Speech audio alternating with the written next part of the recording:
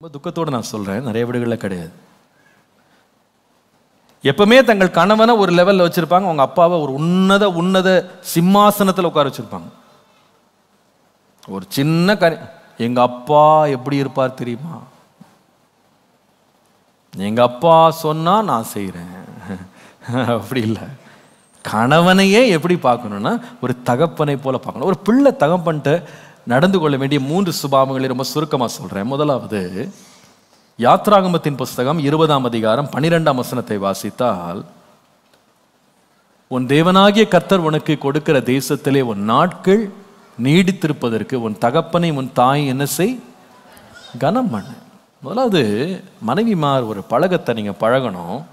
உங்கள் கணவனை ஒரு தகப்பனை போல பாவித்து அவர்களை கனம் பண்ணணும். ரெஸ்பெக்ட் அண்ட் ஆனர் கொடுக்க வேண்டும். பொதுவாக ஆண் பிள்ளைகள் அப்பாவை கனம் பண்ணுறதை விட பெண் பிள்ளைகள் அவங்க தகப்பனை ரொம்ப ரொம்ப கனம் பண்ணுவாங்க. அவங்க அப்பா மேலே ஒரு உயிரே வச்சுருப்பாங்க, அப்படி ஒரு பாசத்தை வச்சுருப்பாங்க, அவ்வளவு ஒரு அர்ப்பணிப்போடு அவங்க நேசிப்பாங்க, கனம் பண்ணுவாங்க. நான் சொல்லுவேன், நீங்கள் உங்கள் கணவனை எப்படி நீங்கள் பார்க்கணும், ஒரு தகப்பனாக பாவித்து அவர்களை கனம் பண்ண பழகுங்க. எல்லா இடத்துலையும் ரெஸ்பெக்ட் பண்ணுங்க அவங்கள. நான் ஏற்கனவே இதை பற்றி சொல்லியிருக்கிறேன். கணவன்மார் ரொம்ப ஈஸியாக வெல்லக்கூடிய ஒரு வழி என்னன்னு கேட்டால், அவங்கள யார் மதிக்கிறாங்களோ அவர்களுக்கு அவர்கள் சிறந்த ராஜாவாக இருப்பாங்க. மனைவிமாருடைய தேவை என்னன்னா அன்பு கூறுதல். யார் தங்கள் மேல் அன்பு வைக்கிறாங்களோ சகோதரிகள் அவர்கள் மேல் ரொம்ப உருகிடுவாங்க. ஆண்களுக்கு தேவை என்னன்னா மரியாதை. இந்த அன்பு, இந்த குழஞ்செல்லாம் அவங்களுக்கு தெரியாது. மரியாதை இருக்கணும். எங்கே போனாலும் அவர் தப்பு பண்ணால் கூட மரியாதையாக இருக்கு நீங்கள் ட்ரீட் பண்ணணும். புரியுதுங்களா உங்களுக்கு சொல்கிறது? சிக்னலில் நிற்காமல் போனால் கூட அவரை மதித்து பின்னாடி உட்காந்துட்டே இருக்கணும். காசை தொலைச்சிட்டு வந்தால் கூட அவரை இந்தியாவுடைய ஃபைனான்ஸ் மினிஸ்டர் நீங்கள் நினச்சிக்கணும்.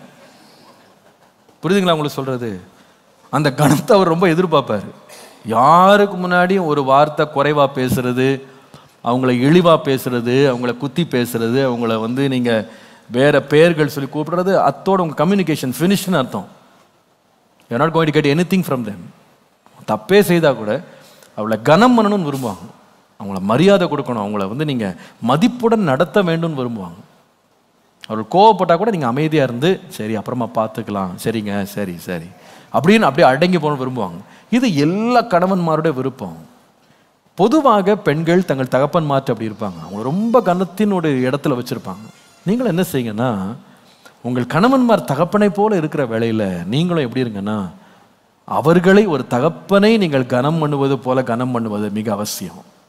ரெண்டாவது, இந்த ரோல் நீங்கள் சரியாக ப்ளே பண்ணணும்னா அடுத்த பக்கம் என்னன்னு சொன்னால், நீங்கள் நீதிமொழிகள் 4ஆம் அதிகாரம் முதல் 2 வசனங்களை நீங்கள் வாசித்தால், நீதிமொழிகள் 4:1-2, பிள்ளைகளே நீங்கள் தகப்பன் போதகத்தை கேட்டு புத்தியை அடையும்படி கவனியுங்கள். நான் உங்களுக்கு நற்போதகத்தை தருகிறேன், என் உபதேசத்தை விடாதிருங்கள். இதில் ரொம்ப முக்கியமான வார்த்தைகள் என்னன்னா, கேளுங்க, கவனிங்க.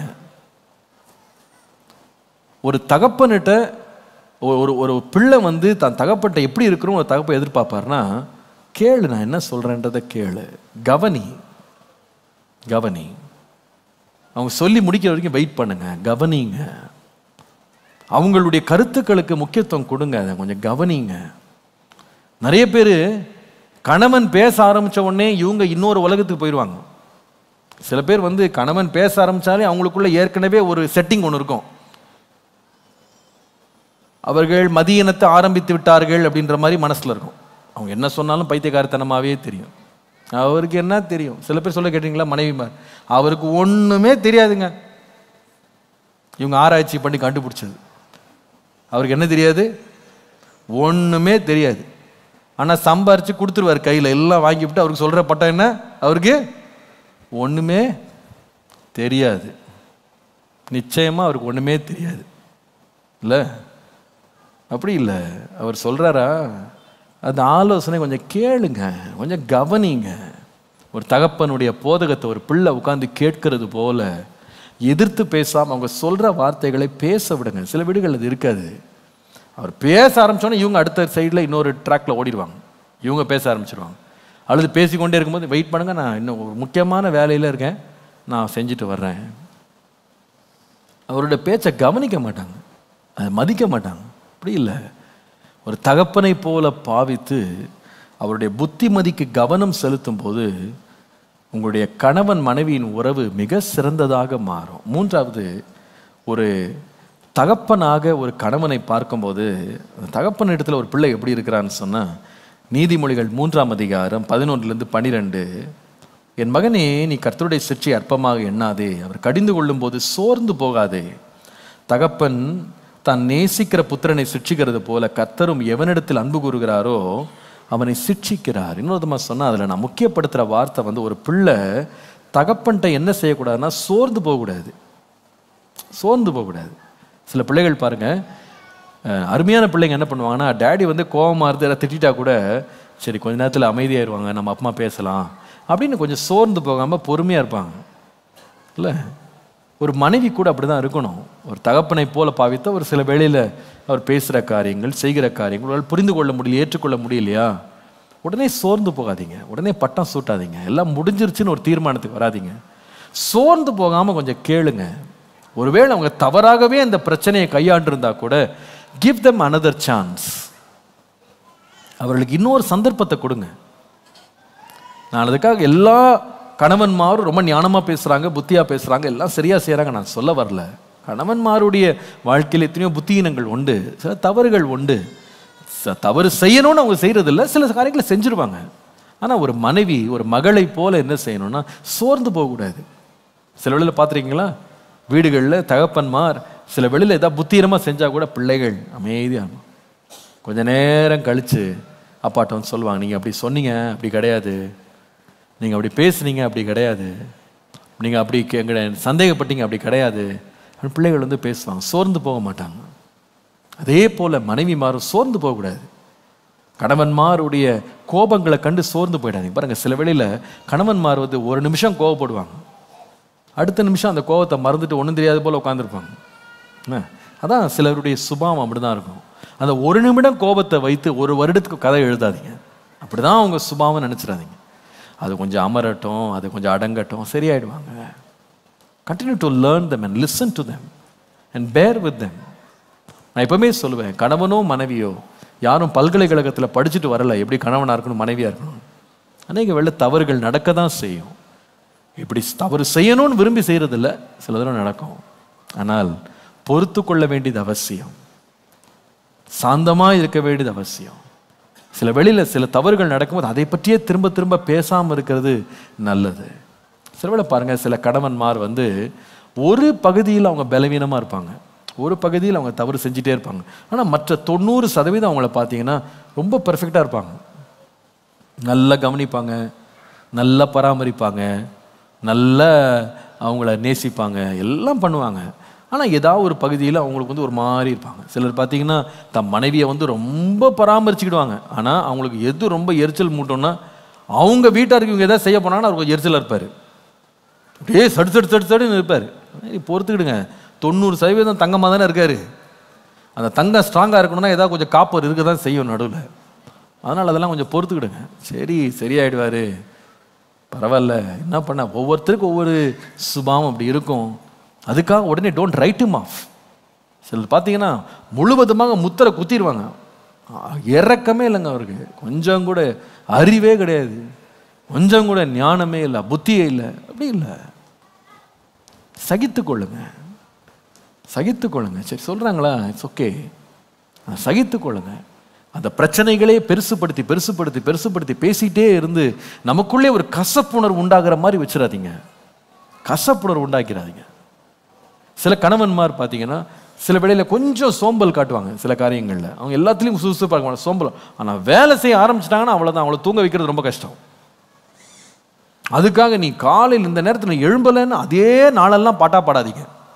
இட்ஸ் ஓகே, சரி கொஞ்சம் சோம்பல் இருக்கா, சரி பரவாயில்ல, he will become okay. கொஞ்சம் விட்டு கொடுத்து பாருங்க.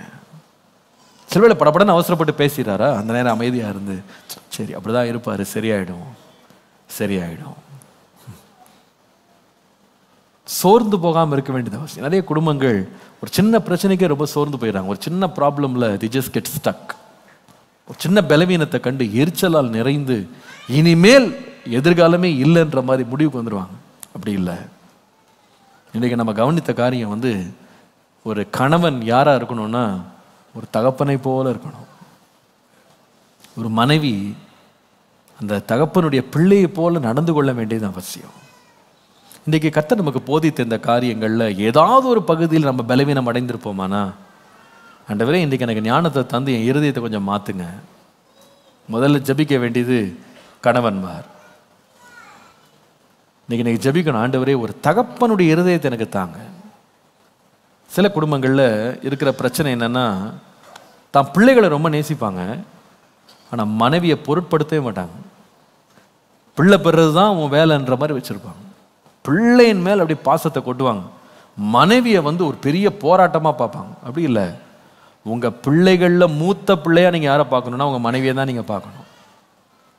ஒரு மகளை போல நீங்கள் அவங்கள ட்ரீட் பண்ணி அவங்களோடு நீங்கள் ஜீவனம் பண்ண வேண்டியது அவசியம். அவர்களை அப்படி நடத்துவீர்களானால் நிச்சயமாக நான் சொல்கிறேன், அவர்களை பூரண ஸ்திரீகளாக நிறுத்துவதில் சந்தேகமே இல்லை. அதே போல் மனைவி மாறும். நீங்கள் கணவன்மாரை தகப்பனை போல பாவித்து அவர்களை நேசிங்க, அவர்களை கனம் பண்ணுங்க, அவர்கிட்ட பொறுமையாக இருங்க, சகித்து கொள்ளுங்க, அவர்கள் சொல்லுகிறதை கவனிங்க. உங்கள் வாழ்க்கை இன்பமாக இருக்கும்.